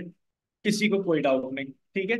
अब हम यहाँ पे एक बार वैल्यू बदल के देखते हैं। एक तो हमने 0 1 1 वाली वैल्यू यूज कर ली, 1 0 1 1। Zero one. हमारे पास ये वैल्यू भी थी एग्जाम्पल टू के अंदर, 101101। इस पे क्या कोड चल रहा है? ये भी सॉर्ट हो गया। सबको क्लियर? अच्छा, कोई मुझे ये बता सकता है कि ये जो मैंने यहाँ पे सॉर्ट करने के लिए, स्वैप करने के लिए, सॉरी नॉट सॉर्ट, ये स्वैप करने के लिए ये जो थ्री लाइंस लिखी है, क्या मैं इसको रिड्यूस कर सकता हूँ? तीन की जगह दो लाइन लिख सकते हैं? जल्दी जल्दी रिस्पॉन्स दीजिए, फिर मैं बताता हूँ क्या कर सकते हैं। यस और नो? या तो तीन ही लाइन, थ्री लाइंस ही रहेंगी, या रिड्यूस हो जाएंगी दो लाइन में? बताइए क्या पॉसिबल है। यस, पीयूष ने यस लिखा है, इसका मतलब रिड्यूस हो सकती है। और लोग सजेशन दीजिए। देखिए, स्वैप में किस केस में कर रहा हूँ? मेरे पास एक एरे होगा, मान लीजिए, एक छोटा ही एरे बना लेता हूँ। मान लो मेरे पास यहाँ वन है, यहाँ जीरो है, और यहाँ भी जीरो है। ठीक है, मेरा लेफ्ट इसको पॉइंट कर रहा है, मेरा राइट इसको पॉइंट कर रहा है। इसी केस के अंदर मैं स्वैप करूंगा। तो मुझको पता है कि जब जब लेफ्ट में वन आएगा, जब जब लेफ्ट में वन आएगा, तब तभी तो मैं इसको स्वैप करूंगा राइट से। तो मैं ये टेम्प ना लगाते हुए, अगर सिंपली यहाँ पे बस इतना लिख दूं कि जो भी मेरा ए आर आर राइट है, उसमें वैल्यू डालने से पहले ए आर आर लेफ्ट के अंदर ए आर आर राइट की वैल्यू आ जाए। देखो, पहले मैं ये लाइन समझा रहा हूँ, ये जो मैंने हाईलाइट करी है, ये जो राइट में पॉइंट कर रहा है ना, ये मेरा पॉइंटर, इसमें या तो जीरो हो सकता है या वन, ये मुझे नहीं पता। क्योंकि मैं ये श्योर हूं कि लेफ्ट में तो वन है, राइट में या तो जीरो हो सकता है या वन। आई डोंट नो, इसलिए मैंने डायरेक्ट वेरिएबल का यूज कर लिया कि राइट में जो भी है लेफ्ट में आ जाए। लेकिन मुझको ये तो पता है ना कि लेफ्ट के अंदर तो वन है, तो मैं ए आर आर राइट में डायरेक्ट वन असाइन कर देता हूँ ना। क्यों मैं उसको टेम्प के अंदर रखूं, फिर टेम्प से वापस वैल्यू को राइट के अंदर डालूं? ये तो तीन लाइनों का कोड हो जाएगा। सिंपली जब मुझे पता है कि लेफ्ट के अंदर वन है, तो उसको राइट में डाल दो। तो इसी कोड को हम इम्प्लीमेंट करके एक बार रन करके देख लेते हैं, क्या ये सही चल रहा है? या मैंने वन लिख दिया क्योंकि मुझे पता है कि वन ही जाएगा। ये भी सॉर्ट हो गया। अच्छा, मैं कोई अगर यहाँ पे रैंडम वैल्यू ले लूँ, जैसे zero one one, zero zero, zero one one, ये जो जो मेरे माइंड में आया मैंने लिख दिया, ये भी सॉर्ट हो गया। अब इसको इतनी बार मैं क्यों लिख रहा हूँ? ये same question geek for geek पे अवेलेबल है। मैंने जब आप लोगों को स्क्रीन शेयर करी थी अपनी स्लाइड की, तो यहाँ पे आप देख सकते हैं कि सेम क्वेश्चन मेरे पास गीक फॉर गीक पे भी है। तो इसको रन करके देखते हैं direct geek for geek platform पे। मैं एक काम करता हूँ, ये जो मेरा लॉजिक है, मैं इसी को कॉपी कर लेता हूँ ना डायरेक्ट। तो गीक फॉर गीक पे टाइम बचेगा हमारा लिखने से। ठीक है, यहाँ पे ये क्या कह रहा है? सेम चीज, कि एक मेरे पास एरे होगा जिसमें या तो जीरो होंगे या वन होंगे। इसको सॉर्ट कर दो जिससे सारे जीरो लेफ्ट में आ जाएं, सारे वन राइट में आ जाएं। ठीक है, क्वेश्चन भी यही कह रहा है कि एक एरे है जो जीरो और वन में है, रैंडम ऑर्डर के अंदर है, मॉडिफाई करो इन प्लेस। इन प्लेस का मतलब है कि जो एरे गीक फॉर गीक ने दिया है, उसी को इस तरह मॉडिफाई कर दो, उसी के अंदर वैल्यूज को चेंजेस कर दो। यानी कि अगर तुम्हारे पास ए आर आर है तो तुम अलग से बाद में बी आर आर मत बना लेना, ऐसा नहीं करना। इन प्लेस यानी इस एरे के अंदर जो वैल्यूज हैं, जो भी वैल्यूज हैं, उन्हीं वैल्यूज को आपस में चेंज करना। इन प्लेस का मतलब ये होता है, सेग्रीगेट कर दो जीरो को लेफ्ट साइड में, वन को राइट साइड में, जो एरे दिया है उसमें। तो क्वेश्चन तो बहुत इजी लैंग्वेज के अंदर इन्होंने लिखा है। बाद में इन्होंने यह समझा भी दिया है कि ये जो आउटपुट है, इसमें मैंने बस सेग्रीगेट करा है जीरोस को लेफ्ट साइड में, एंड जितने भी वंस हैं उनको राइट साइड में। मॉडिफाइड एरे विल बी, इस तरह मॉडिफाइड एरे दिखेगा। ये मैं बार बार इसलिए बोल रहा हूँ क्योंकि क्वेश्चंस, बहुत से स्टूडेंट्स की कंप्लेन ये भी होती है, सर क्वेश्चन समझ नहीं आता, हम तो सॉल्व करना चाहते हैं प्लेटफॉर्म पर। स्टेप बाय स्टेप पढ़ो, क्वेश्चन समझना है एग्जाम्पल से समझने की कोशिश करो। जब हम प्रॉपरली लीड कोड और गीक फॉर गीक पे ही कोडिंग स्टार्ट कर देंगे, तब हर क्वेश्चन को पहले समझने की कोशिश करा करेंगे, तो आप लोग की अपने आप प्रैक्टिस हो जाएगी। रौनक ने रिक्वेस्ट भी भेज दी। गुड। ये मैंने अपना कोड पेस्ट कर दिया। सिंपली क्या करा, मेरे पास एक लेफ्ट है एक राइट है। ठीक है, लेफ्ट क्या करेगा, लूप जब तक चलेगा जब तक लेफ्ट छोटा है राइट बड़ा है। ठीक है, एरे के अंदर मैंने क्या करा, जैसे ही मुझे पता चलेगा कि लेफ्ट वन को पॉइंट कर रहा है, मैं स्वाइप कर दूंगा और राइट को माइनस माइनस कर दूंगा। यानी कि जो वन मैंने वहां भेजा है, तो राइट अब उस वन को पॉइंट करके क्या कर लेगा, तो राइट को मैंने एक स्टेप पीछे ले आया। ठीक है, और अगर मुझको जीरो जीरो ही मिलता जा रहा है तो लेफ्ट प्लस प्लस होता रहा है, स्वाइप की जरूरत ही नहीं। इसको रन पहले कंपाइल करके देखते हैं, कहीं कुछ इशू तो नहीं कोड में। ठीक है, बहुत बढ़िया। Let's submit it. मीनवाइल मैं चैट्स ओपन करता हूँ। किसी को कुछ भी डिस्कस करना है, कुछ भी डाउट? निकिता जैन, परफेक्ट निकिता। ठीक है, ये तो हो गया सॉल्व। अब आप लोग एक काम कीजिए, अभी क्लास के अंदर ही रहते हुए गीक फॉर गीक ओपन कीजिए, लॉग इन करिए, इस कोड को सबमिट करके आइए। इसकी लिंक चाहिए क्या प्रॉब्लम की किसी को? ये चैट पे मैंने भेज दी। Open the problem and submit the solution right now. Solution still open है स्क्रीन पे। किसी को अभी भी कोई प्रॉब्लम हो तो सॉल्यूशन देख लेना, या फोटो क्लिक कर लेना, या बाद में जो बैकअप प्रोवाइड होगा उसमें से सीख लेना। बट इस प्रॉब्लम को सबमिट करना है गीक फॉर गीक पे किसी भी हाल में, ठीक है? Okay, so next problem. अब अगर कुछ और काम कर रहे हो आप लोग, कोड लिखने की कोशिश है गीक फॉर गीक पे सबमिट, क्लास के बाद करना। अब अपन नेक्स्ट प्रॉब्लम पे आते हैं, ठीक है? सो नेक्स्ट प्रॉब्लम पुरानी ही प्रॉब्लम का बड़ा भाई है। पहले हम क्या कर रहे थे, जीरो और वन को सॉर्ट कर रहे थे। Now we have to sort zero, one and two. किसी ने चैट पे कुछ भेजा ओके प्रत्युष, प्रत्युष का डन। पलक डन, ठीक है। आयुष भी ट्राई कर रहा है, perfect. Perfect, very good. Rajneesh done, ठीक है। Prateek, very good. अब क्या है ना, ये स्लाइड की स्क्रीन सबको विजिबल है? यहाँ पे आप बिल्कुल सिंपली देख सकते हैं कि कहा जा रहा है कि एक इंटीजर का एरे है ARR, जिसका साइज n है। ये बहुत नॉर्मल इंफॉर्मेशन होती है। ARR है, एक साइज है n है, ठीक है। मेन इंफॉर्मेशन ये है कि कंटेन्स जीरोस, वंस एंड टूस। और हमको एक कोड लिखना है जिसको सॉर्ट करना है, जो कोड इसको सॉर्ट कर दे। अगेन वही कि आप एक नेस्टेड लूप नहीं लगा सकते। और पिछली बार जिन स्टूडेंट्स ने लॉजिक लिखा था कि जीरो को काउंट कर लिया था, कितनी बार आ रहा है, वन को काउंट करा था, इस बार टू को भी काउंट करना पड़ेगा। ये लॉजिक बिल्कुल काम नहीं करेगा, ठीक है? ये लॉजिक भी हमें नहीं लिखना।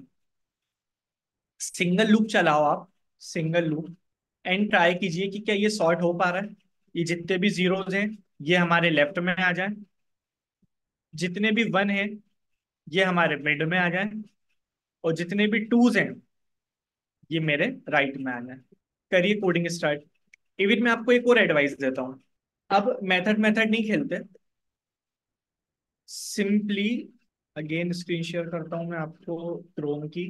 लीड कोड पे ये प्रॉब्लम अवेलेबल है, ये आ गया मैं प्रॉब्लम पे। इसका लिंक मैं आपको दे रहा हूँ, डायरेक्ट यहीं पे आप लोग ट्राई कीजिए इसको सॉल्व करने की। लिंक सबको एक्सेसिबल है? ओके पला, बहुत बढ़िया। अभी क्या हो रहा है, 12:25, 12:30 तक 5 मिनट का टाइम दे रहा हूँ, इसको ट्राई कीजिए, फिर मैं डिस्कस करता हूँ। मैं इसका कोड नहीं लिखूंगा, सिर्फ लॉजिक बताऊंगा। ये सबमिट आपको ही करना है। 3 होमवर्क है। पेयर सम वाले में आपने ट्रू फॉल्स वाला लॉजिक देख लिया, काउंट करके आपको देखना है। सेकंड आपका होमवर्क है गिग फॉर गिग पे सबमिट करना है। और थर्ड आपका जो टफेस्ट होमवर्क है कि इसका सॉल्यूशन खुद से आपको लीड कोड पे लिखना है। नेक्स्ट क्लास में मैं आपको कोड करके बताऊंगा, इस क्लास में सिर्फ आपको लॉजिक बताऊंगा कि किस तरह प्रॉब्लम सॉल्व होगी। पहले खुद से ट्राई कीजिए, 5 मिनट लीजिए, फिर डिस्कस करते हैं। अभिषेक कुमार, ATS चेक करने के लिए कौन सा वेबसाइट बेस्ट है? ये पहले टेंशन होती थी अभिषेक वेबसाइट चेक करने की, अभी तो चैट जीपीटी सिंपल है। रेज्यूमे का पूरा टेक्स्ट कॉपी करके चैट जीपीटी को भेज दो आप, वो आपको चेक करके बता देगा कि क्या मॉडिफिकेशन जरूरी है रेज्यूमे में। सर अभी क्या थर्ड ईयर में ही, इसलिए सर पहले ही बेटर रेज्यूमे बना लें। आ, आयुष डायरेक्ट मैसेज क्यों कर रहा है, इसी कोई पर्सनल बात थोड़ी है। अच्छा है ना, पहले से आप बना के रखो। इवन आप तो इंटर्नशिप के लिए अप्लाई कीजिए। थर्ड ईयर में तो इंटर्नशिप की अपॉर्चुनिटी बहुत सी कंपनीज में रहती है। लिंक्डइन पे ढूंढिए या यूट्यूब पे डाल देना third year students internship opportunity. वहां पे आपको बहुत सी अपॉर्चुनिटी की वीडियोस मिलेंगे, डिस्क्रिप्शन में लिंक होता है, सिंपली अप्लाई करो, अच्छा रिज्यूमे बनाओ। How to build resume, Ayush इस बारे में बात करेंगे। हाउ टू बिल्ड रिज्यूमे एक डेडिकेटेड सेशन लेंगे, या तो मैं ले लूंगा या मोनिश सर ले लेंगे, अगर आप लोग जानते हो ना तो। अब देखो, पहले मेरे पास क्या लॉजिक था ना, मेरे पास जब सिर्फ जीरोज एंड वंस थे, तो मैंने सोचा था कि जितने भी जीरो हैं लेफ्ट साइड रहने दो उनको, वन जितने भी मिले उनको राइट साइड पुश करते जाओ, तो अपने आप सॉर्ट हो जाएगा। तो मैंने इसके लिए दो वेरिएबल ले लिए थे। टू वेरिएबल्स की मुझे जरूरत पड़ी थी, जो कि मेरे पास एक लेफ्ट था और एक राइट था। अब मुझे क्या करना है ना, जीरो, वन और टू इनको सॉर्ट करना है। तो अभी भी मैं पूरा लॉजिक ये नहीं सोचूंगा कि मुझे जीरो, वन और टू को कहाँ कहाँ पुश करना है, नहीं। मैं तो ये सोचूंगा कि मैं एक एरे को ट्रेवर्स करूंगा, जितने भी जीरो मिले लेफ्ट साइड डालते जाओ, जितने भी टू मिले राइट साइड डालते जाओ, वन अपने आप सॉर्ट हो जाएगा, बीच में वन ही बचेगा, है ना? तो इसको सोचने का सबसे बेटर तरीका क्या है, कि मुझे तीन वेरिएबल्स को हैंडल करना है, मतलब तीन वैल्यूज को हैंडल करना है, तो इस बार मैं थ्री वेरिएबल्स लूंगा। लेफ्ट राइट तो हो ही जाएगा, एक लेफ्ट एक राइट। लेफ्ट क्या करेगा, जीरो की वैल्यूज को हैंडल करेगा। राइट क्या करेगा, टू की वैल्यूज को हैंडल करेगा। वन तो अपने आप सॉर्ट होने ही वाला है, लेफ्ट और राइट पे मुझे फोकस करना है। और एक मेरे पास करंट होगा इसमें। करंट यानी कि जो मेरा पूरा प्रॉपर एरे है, जैसे कि मान लीजिए एक मेरे पास लेफ्ट है जो यहाँ फोकस कर रहा है, एक मेरे पास राइट है जो लास्ट से फोकस कर रहा है, और एक मेरे पास करंट होगा जो कि पूरे एरे को ट्रेवर्स करेगा, यानी कि जीरोथ इंडेक्स से लेके लास्ट इंडेक्स तक सारी वैल्यूज को चेक करेंगे। जितने भी जीरो मिलेंगे, समझना, जितने भी जीरो मिलेंगे किसको, करंट को, करंट जो शुरू से आखिरी तक चलेगा, उसको जितने भी जीरोस मिलेंगे वो स्वाइप कर देगा लेफ्ट के साथ। क्योंकि लेफ्ट अल्टीमेटली क्या कर रहा है, लेफ्ट साइड वाली वैल्यूज को मेंटेन कर रहा है, लेफ्ट साइड तो जीरोस चाहिए, इसलिए लेफ्ट से हम स्वैप कर देंगे। करंट को मान लो चलते चलते कहीं पे वन मिल गया, तो कुछ नहीं करेंगे, वन क्योंकि अपने आप सॉर्ट होने वाला है।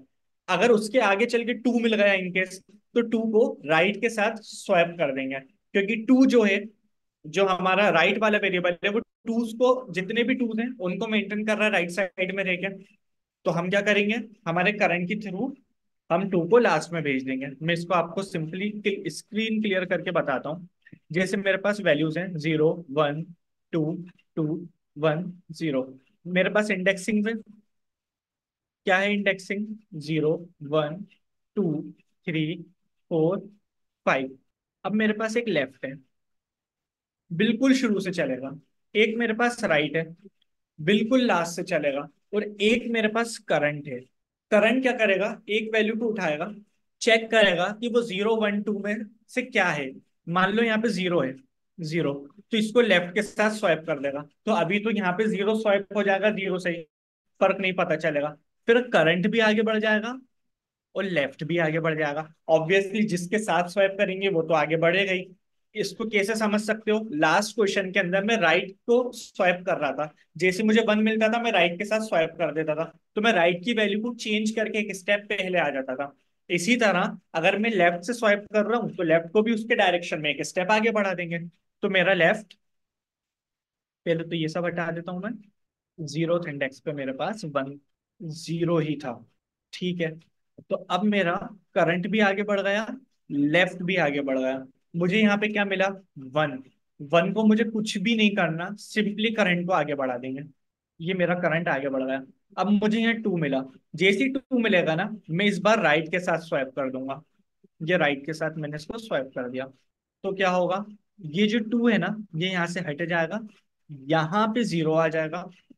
ये जो जीरो है ये हट जाएगा, यहाँ पे टू आ जाएगा। सिंपली इस बार राइट के साथ स्वाइप करें तो राइट अपने डायरेक्शन में एक स्टेप आ जाएगा, ये वाला राइट हट जाएगा।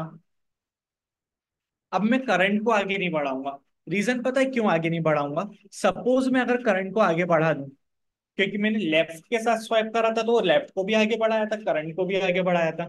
बट राइट के साथ मैंने स्वाइप कर दिया, और हो सकता है राइट ने वहां से जीरो भेजा हो, और मैंने करंट को आगे बढ़ा दिया, जैसे कि इस केस में मैं अभी कर रहा हूं।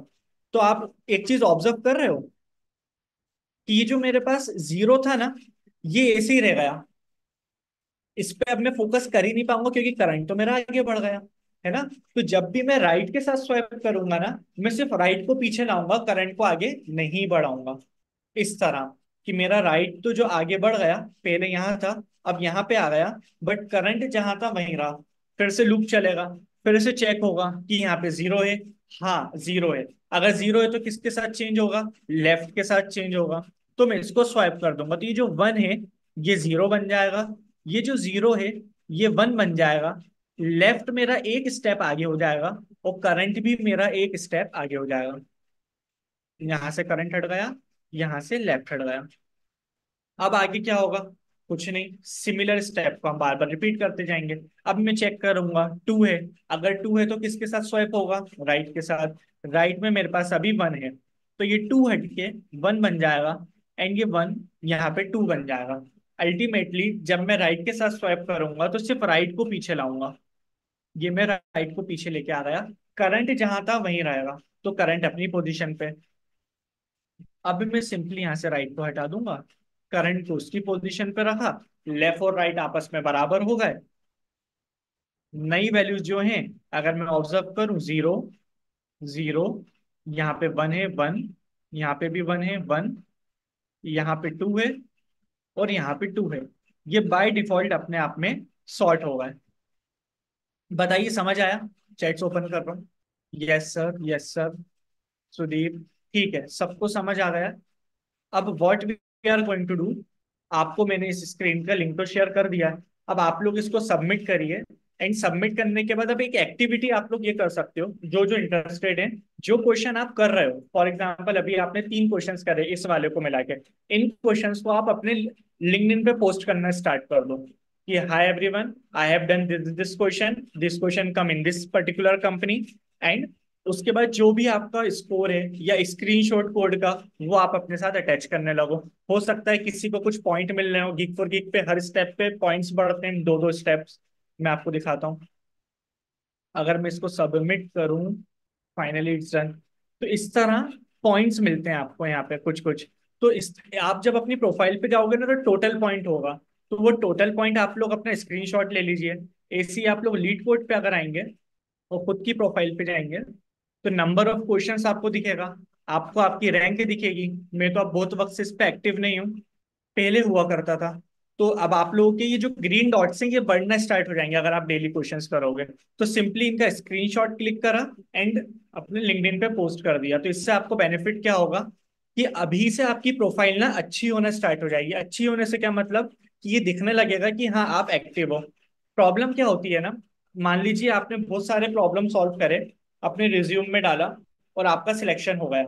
जब आप एचआर लेवल पे आओगे इंटरव्यू के लिए, तो एचआर को आपके बारे में ज्यादा इन्फॉर्मेशन नहीं है कि ये अभी 2 महीने में कोडिंग सीख के आ गया, या पिछले 3 महीने से, या पिछले 1 साल से ये अच्छे से कंसिस्टेंसी से कोडिंग कर रहा है। तो ये जो लिंक्डइन जैसे प्लेटफॉर्म है ना, या ये लीड कोड जहाँ पे आपकी क्वेश्चन की कंसिस्टेंसी मेंटेन होती रहती है, इससे दिखता है कि नहीं आप रिसेंट 2 मंथ से कोडिंग नहीं कर रहा है, आप तो 6 महीने से 1 साल से एफर्ट्स डाल रहे हो। तो आपकी कंसिस्टेंसी दिखाता है। तो लिंक्डइन पे आप पोस्ट करते रहिए, धीरे धीरे आपकी प्रोफाइल अच्छी होगी, तो उससे आपको बहुत ज्यादा बेनिफिट होने वाला है आगे जाके। ठीक है। इसके अलावा किसी को कोई डाउट, हम कोड करके नहीं देखने वाले हैं, आपका होमवर्क है, इसकी कोडिंग हम नेक्स्ट क्लास के अंदर डिस्कस करेंगे। क्लियर आपको? ठीक है। इसके अलावा अब आपकी नेक्स्ट क्लास 3 अगस्त एंड 4 अगस्त को होगी, सैटरडे संडे। स्ट्रिंग है नेक्स्ट क्लास में, स्ट्रिंग ही है प्रत्युष। बस जो आज मैंने होमवर्क दिया है, शुरू के 15 से 20 मिनट में उनको डिस्कस करूंगा, किसी को कोई डाउट होगा तो डिस्कस करूंगा। इसके बाद हम डायरेक्ट स्ट्रिंग की क्वेश्चंस करेंगे, ठीक है। एक्सेंचर इंटरव्यू के लिए अगर इंटर्नशिप करी हो, तो इंटर्नशिप को अच्छे से प्रिपेयर कर लो, अदरवाइज प्रोजेक्ट बना लो। अभी मेरे कांटेक्ट में 3-4 स्टूडेंट्स का हुआ है जिनका सिलेक्शन हुआ है। उनके क्वेश्चन जब मैंने कलेक्ट करे, तो सिंपल इंटरव्यू की बात कर रहा हूँ, असेसमेंट के लिए सिंपल स्टेप रहता है। वो आएंगे आपसे, आपका इंट्रोडक्शन पूछेंगे। इंट्रोडक्शन के अंदर अगर आपने इंटर्नशिप और प्रोजेक्ट बोल के रखा है, तो वो आपसे पूछेंगे कि इंटर्नशिप क्या करी आपने, आप एक्सप्लेन कर देना। वो आपसे पूछेंगे प्रोजेक्ट में अप्रोच क्या थी, वो आप प्रोजेक्ट को अप्रोच बता देना। उसके बाद क्रॉस क्वेश्चन वो आपसे करेंगे कि आपके टीममेट से आपके क्या कॉन्फ्लिक्ट थे, वो बता देना। अगर कहीं स्टक हो गए तो कैसे सॉल्व करा, लीडरशिप किसने करी, आपने कौन सी टेक्नोलॉजी यूज करी। इस तरह के बहुत कॉमन क्वेश्चंस करके वो इंटरव्यू एंड कर देते हैं, बहुत टेक्निकल नहीं जाते। तो मैं आपको रिकमेंड करूंगा कि आप प्रोजेक्ट और इंटर्नशिप पे ज्यादा फोकस कर लो एक्सेंचर के इंटरव्यू के लिए। किसी को और कोई doubt? We are going to end this session. वैसे भी बहुत लंबा हो गया आज क्लास। सर मैंने अफरोज सर को मैसेज किया था यंग प्रोजेक्ट के बैकअप के लिए, ठीक है, परफेक्ट, दे देंगे अब आपको। सर मेरे पास रिज्यूम में इंटर्नशिप और प्रोजेक्ट नहीं है कोई सा भी, और 7। योगेश देखो, प्रोजेक्ट तो बनाना पड़ेगा। ये लॉजिक नहीं चलेगा कि नहीं है तो क्या करूं। इंटर्नशिप नहीं है कोई बात नहीं, प्रोजेक्ट होना चाहिए, प्रोजेक्ट आप बना लो, या तो यूट्यूब से देख के, या फिर आप अफरोज सर से आप भी बात कर लो। फिर उन्होंने मना कर दिया। एरे में इसके अलावा और किस टाइप के क्वेश्चंस आ सकते हैं सर? रजत, फिर मैं आपको एक क्वेश्चन की लिस्ट दे दूंगा। हमारे कुछ लेक्चर्स और होने दो, थोड़ा एक दूसरे से फेमिलियर हो जाए। तो मैं आपको क्या करूंगा, एक शीट प्रोवाइड कर दूंगा, फॉर एग्जांपल एरे के 10 और क्वेश्चन दे दूंगा, आप लोग सॉल्व करना। 10-15 दिन में हम एक लेक्चर रख लिया करेंगे, जिसमें उस पर्टिकुलर शीट से जितने भी डाउट हैं वो हैंडलिंग के लिए हम उसको डिस्कस कर लेंगे। इस तरह हम अप्रोच रखेंगे। अभी तो मैं चाह रहा हूँ कि हर टॉपिक के थोड़े थोड़े 4-4 5-5 क्वेश्चन में करा दूं, क्योंकि आप लोग आई थिंक ऑलरेडी ट्री और ग्राफ पे पहुंच चुके हो अपने बैच के अंदर डेटा स्ट्रक्चर के। तो मेरा टारगेट है स्टैक, फ्यूल, इंग्लिश और जितने भी टॉपिक हैं सबको मैं कवर कर दूं कि आप लोग फेमिलियर हो जाओ कोडिंग से। फिर तो हमें क्वेश्चन करना ही है बहुत सारे। आयुष, इतना पैनिक होने वाली बात नहीं है। आप तो सिंपली यूट्यूब से कोई भी प्रोजेक्ट देख लो। अगर जैसे अप्रोच सर से आपको प्रोजेक्ट नहीं मिल पाया है तो एक बार आप सचिन सर से बात कर लो। डायरेक्टली वो आपको बैकअप नहीं देंगे, अगर आप उस प्रोजेक्ट का पार्ट रहे हो पहले तो हो सकता है मिल जाए। परमजीत सर से बात कर लेना। मैं श्योर नहीं हूँ अभी टीम के अंदर क्या रूल है, किसको बैकअप देना है किसको नहीं। अगर नहीं मिल पाता तो यूट्यूब से कोई भी क्लोन बना लो। आपके पास बस इतना होना चाहिए कि आपने जितनी भी लैंग्वेजेस या जो भी सीखा है उसके बेसिस पे कुछ बनाया है या नहीं। दे दूंगा मैं योगेश। पवन, अरे क्वेश्चन की लिस्ट दे दूंगा मैं। सर एप्टीट्यूड के लिए बेस्ट यूट्यूब चैनल कौन सा है? बताता हूँ, रिसर्च कर लो कौन सा है। एक इंडिया बिक्स नाम का यूट्यूब चैनल तो नहीं है, एक क्रोम पे एक वेबसाइट है इंडिया बिक्स। उस पे ट्राई करना, उस पे हर टॉपिक के 25-25 क्वेश्चन है, मिनिमम है, सिंपल है, उनको आप कर लो, प्रैक्टिस हो जाती है अच्छी। कंसोल बेस्ड प्रोजेक्ट्स ठीक है। पलक बेसिकली ना एक्सेंचर वगैरह के लिए अच्छे हैं। अगर थोड़ा लेवल बढ़ा रहे हो तो कंसोल से हटके थोड़ा ट्राई करो 3 टियर प्रोजेक्ट बनाना, मतलब front end back and database सब कुछ हो ऐसे प्रोजेक्ट्स। सो ठीक है everyone, thank you so much. ये मैं आपको आज स्लाइड शेयर कर दूंगा, तो इसमें ये आप इस पे लिंक पे क्लिक करेंगे तो एक फीडबैक लिंक है। तो आपके सामने एक पेज खुल जाएगा जहाँ आप फीडबैक दे सकते हो। तो आज हमारे 2 लेक्चर हो चुके हैं। जो भी आपको सजेशन हो ना कि सर स्पीड तेज कर दीजिए या फिर क्वेश्चन ज्यादा, नंबर ऑफ क्वेश्चन बढ़ा दीजिए, या जो भी सजेशंस हैं, नंबर ऑफ आवर्स बढ़ाना है कम करना है, आप लोग अपने सजेशंस इस लिंक पे पेस्ट कर दीजिएगा। एक सिंपल गूगल फॉर्म आएगा, वहां पे सजेशन बॉक्स के अंदर आप टाइप कर देना जो भी आपके सजेशंस हैं, तो मैं उनको पर्सनली पढ़ के आपके लिए इम्प्रूव करूंगा। जो भी हम लेक्चर को इम्प्रूव कर सकते हैं, बेटर बना सकते हैं, सब करने की कोशिश करेंगे। सर रिकॉर्डिंग मिल जाएगी? हाँ, मंडे को मिल जाएगी Pratyush. Thank you everyone, thank you, bye bye. मिलते हैं सैटरडे को, 3 अगस्त।